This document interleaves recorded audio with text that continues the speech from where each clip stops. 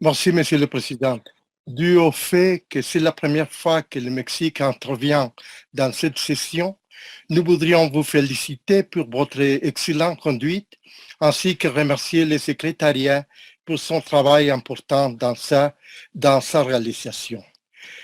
Nous remercions également le comité, ainsi que nos collègues du GRULAC et en particulier du Pérou, d'avoir bien voulu nous donner la parole et d'avoir l'opportunité d'exprimer notre préoccupation concernant ces points de l'ordre du jour. Nous attirons l'attention sur deux organisations non gouvernementales dont l'accréditation est recommandée. Développement graduel direct du Mexique et l'Institut du patrimoine culturel immatériel de l'Espagne. À cet égard, la délégation du Mexique a envoyé des communications au secrétariat présentant les arguments qui appuient la préoccupation de notre pays.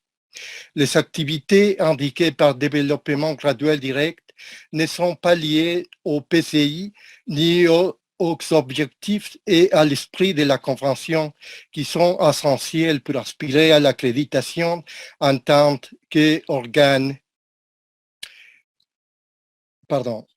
consultatif. La documentation présentée n'est pas liée au PCI ni à des projets durables et complets.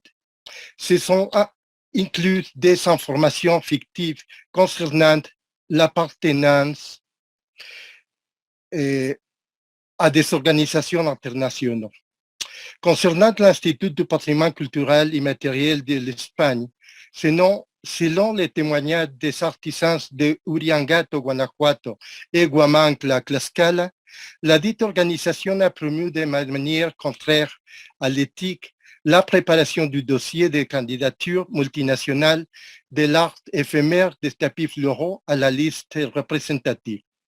Ils n'ont pas été informés que le dossier devait être formellement présenté par les États partis et non par des associations civiles. Ils ignoraient les critères à remplir et l'importance de la participation communautaire dans les processus, se limitant à payer et à fournir des informations.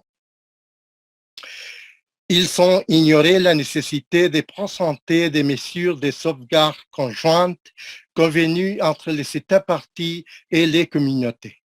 De même, la délégation d'Espagne nous a demandé de faire savoir aux membres du comité qu'une fois les problèmes de l'organisation espagnole soient résolus, ils marcheront déjà à la préparation d'un dossier international avec le Mexique et les autres pays qui souhaitent adhérer à la candidature transnationale au cycle suivant avec les communautés détentrices.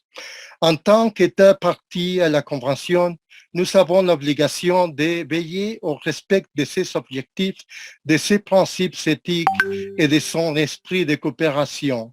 Nous n'acceptons donc aucune action qui les remette en cause ou les défend. Nous sommes conscients de la sous-représentation des organisations non gouvernementales d'Amérique latine et des Caraïbes.